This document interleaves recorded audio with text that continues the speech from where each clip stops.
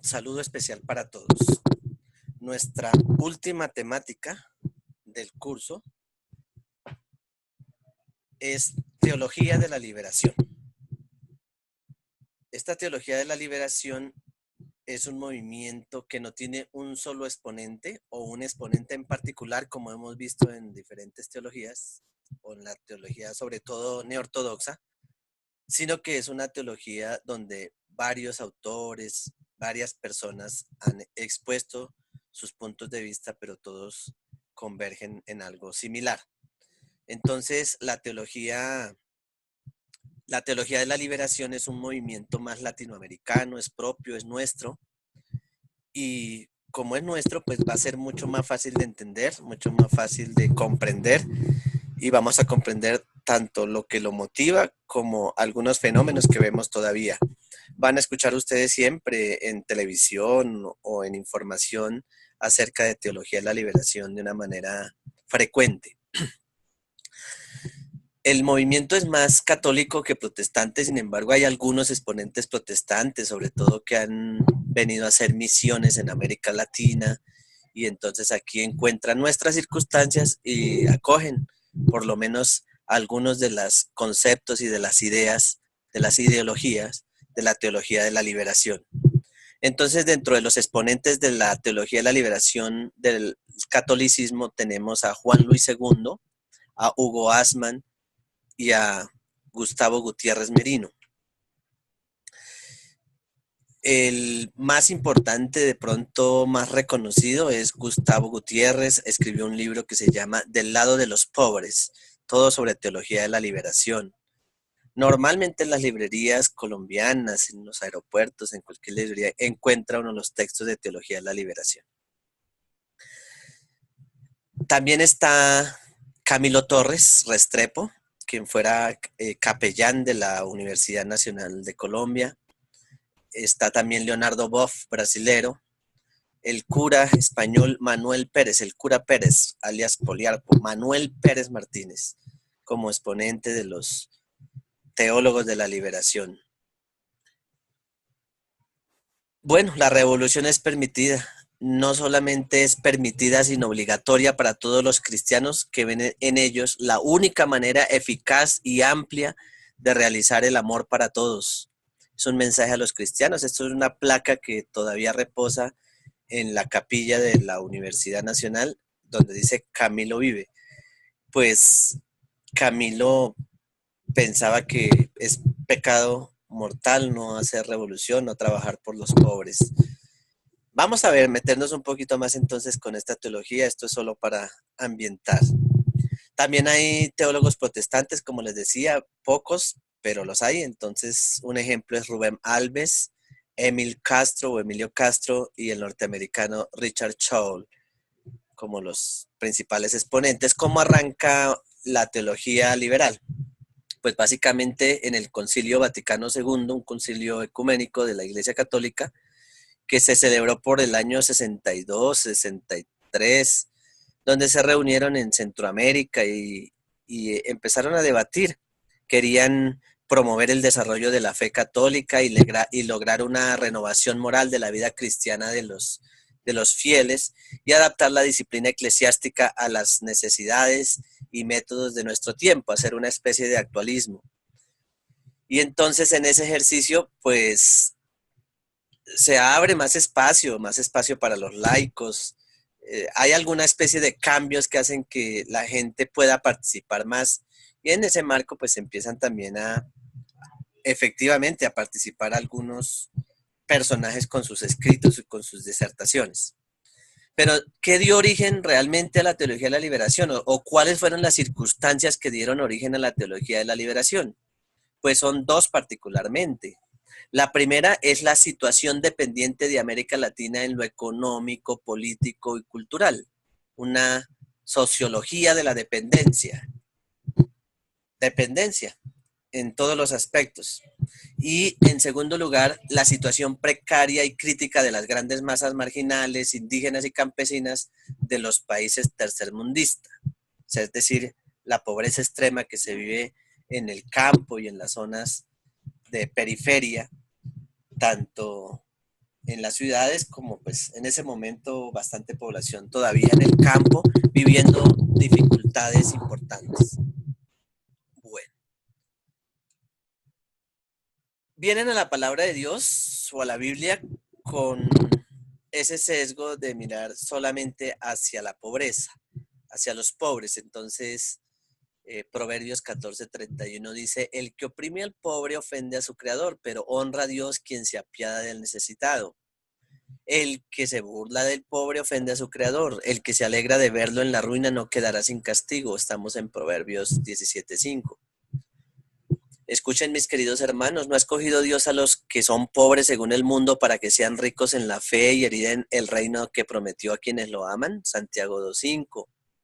No maltrates ni oprimas a los extranjeros, pues también tú y tu pueblo fueron extranjeros en Egipto. No explotes a las viudas ni a los huérfanos, porque si tú y tu pueblo lo hacen y ellos me piden ayuda, yo te aseguro que atenderé su clamor.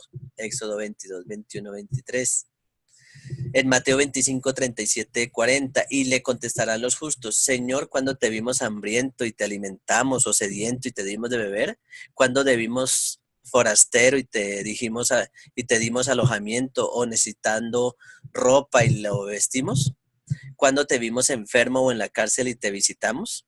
El rey le responderá, les aseguro que todo lo que hicieron por uno de mis hermanos, aún por el más pequeño, lo hicieron por mí. Dichosos los pobres en espíritu, porque el reino de los cielos le pertenece. Mateo 5:3, etcétera. Entonces, la Biblia empieza a verse como un paradigma de liberación, de buscar libertad y un enfoque hacia la ayuda social, particularmente hacia los pobres.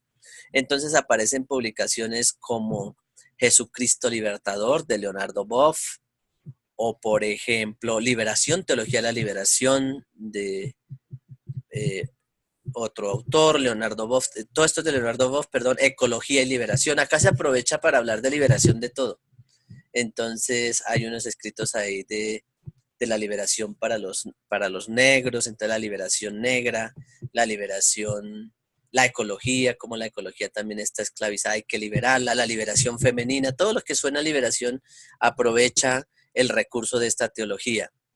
Y entonces invita a que no nos pongamos a rezar, o que no basta con rezar y que tenemos que volvernos activos y hacer revolución y, ir a la lucha, porque pues es nuestro deber. Entonces, no es raro que ustedes encuentren congresos, que encuentren charlas sobre teología de la liberación en las universidades, en los centros académicos, cualquiera que sea. Entonces, en nuestros países, pues es un tema siempre vigente. Acá tenemos un ejemplo, teología feminista radical. Y don Leonardo Boff dice, lo que cuenta verdaderamente son los pobres y marginados, y nuestra misión es defenderlos, aunque sea recurriendo para ello a la violencia. Fíjense aquí un tema de ética situacional. Si la situación no amerita, yo puedo recurrir a la violencia. Hay una influencia de esa ética situacional. Bueno, rasgos comunes de los teólogos de la liberación. Ojo, no confundir teología liberal con teólogos de la liberación, ¿no? ¿Está claro? Teólogo liberal los vimos por allá al principio, esos escépticos, etcétera, pero esto es teología de la liberación. Entonces, rasgos comunes. Todos los teólogos liberales, como hay varios y varios exponentes, como dijimos, pues hay algunos sesgos, algunos cambios en unos a otros, pero en general en común tienen lo siguiente. Primero, la reflexión teológica es para todos ellos un acto segundo. Es decir, que en primer lugar hay que actuar la praxis y solo después, segundo lugar, reflexionar. Mejor dicho, que el teólogo de la liberación primero actúa, primero va y tira la piedra y después reflexiona si lo que hizo está bien o está mal. Segundo, la teología depende de las ciencias sociales, particularmente de la filosofía y de la sociología, y dentro de la filosofía y la sociología, sobre todo la sociología.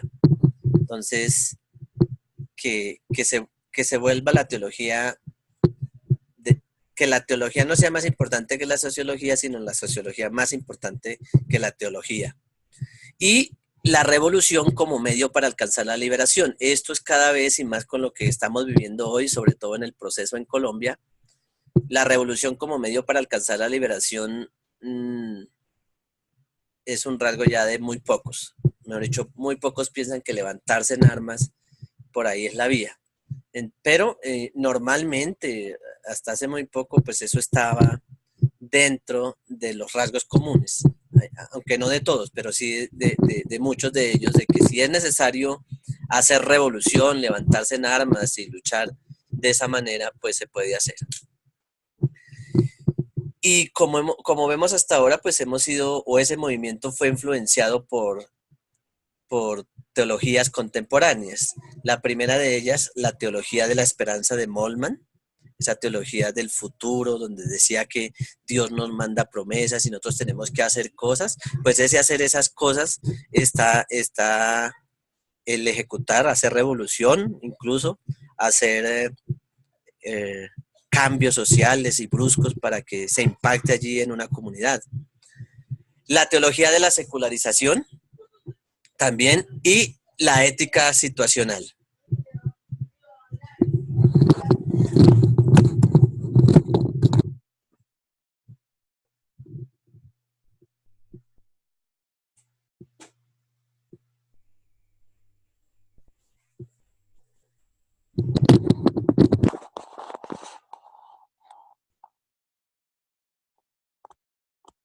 Y la ética situacional. Entonces, teología de la esperanza de Moltmann, la teología de la secularización y la ética situacional, disculpe.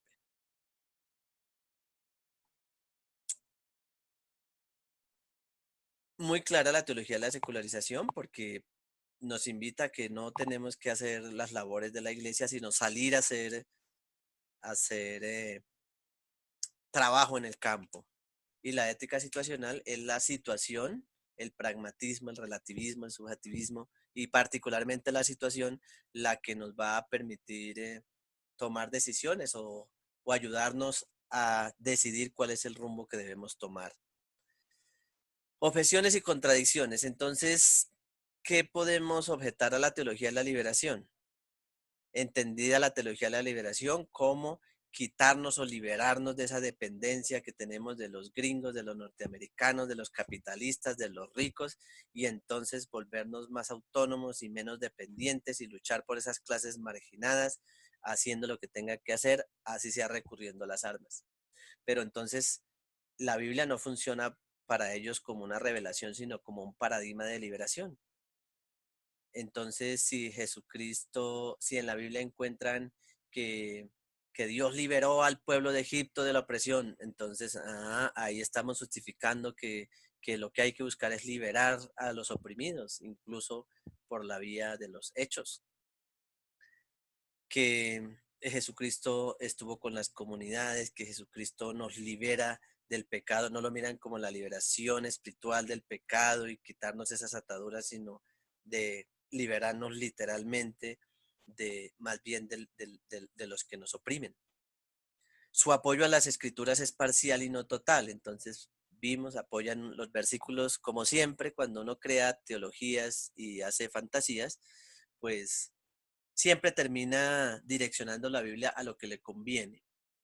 Dice la palabra de Dios que la tergiversan para sus propios propósitos. La situación social es colocada al mismo nivel de la Biblia, en tercer lugar. La situación social es colocada al mismo nivel de la Biblia para indicarle a la iglesia el curso de acción a seguir. No es la Biblia la que nos dice qué debemos hacer, sino es la situación social. Si la condición social lo demanda, yo debo hacer lo que debo hacer, sin considerar el mandamiento, sin considerar la Biblia. No toma en cuenta las palabras de Jesús en contra del uso de la violencia. El que hierro mata, a hierro muere. El no ejercer la violencia contra el otro, entonces no la está tomando en cuenta. Ya dijimos que su apoyo a las escrituras es parcial y no total. Entonces, ¿qué nos queda? La lectura está muy fácil para que la complementen y como siempre, si hay preguntas acá a las órdenes, a sus órdenes, pero ¿qué nos queda a los cristianos, a nosotros como Iglesia Cristiana Integral? ¿Qué responsabilidad tenemos sobre la teología de la liberación? Responsabilidad de la Iglesia a la que llama la atención la teología de la liberación. Entonces, sería a darle importancia a la evangelización, sí, pero también a la acción, a la ayuda social. Contrario a lo que se ve en muchos casos que se le da importancia a evangelizar y traiga gente y llene gente y cuántos trajo y mi célula y mi grupo, cómo crece, pero nos olvidamos, nos olvidamos de la ayuda social. No hay servicio, no hay amor, no hay compartir, no hay fraternidad cristiana, no hay ayuda al otro, no hay recursos para ayudar a quienes están en desventaja, quienes están atravesando situaciones difíciles. Entonces, hay que tener equilibrio y sí hay que evangelizar, pero también hay que hacer ayuda social. Las motivaciones que hicieron que surgiera la teología de la liberación son sociales, son pobreza y el cristianismo se identifica claramente con ellas, se entienden esas motivaciones, pero también el cristianismo debe entender que no salimos de esa problemática si no hacemos también ayuda social, no solamente llevar el evangelio, sino evangelio y ayuda social. Ese equilibrio es el que se requiere y es la responsabilidad de la iglesia. Entonces, con esto terminamos todo el curso. Muchas gracias por su atención.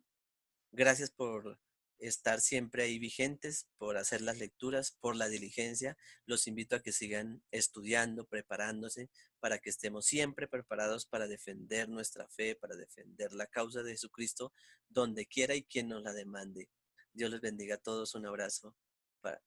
Nos vemos la próxima. Saludos.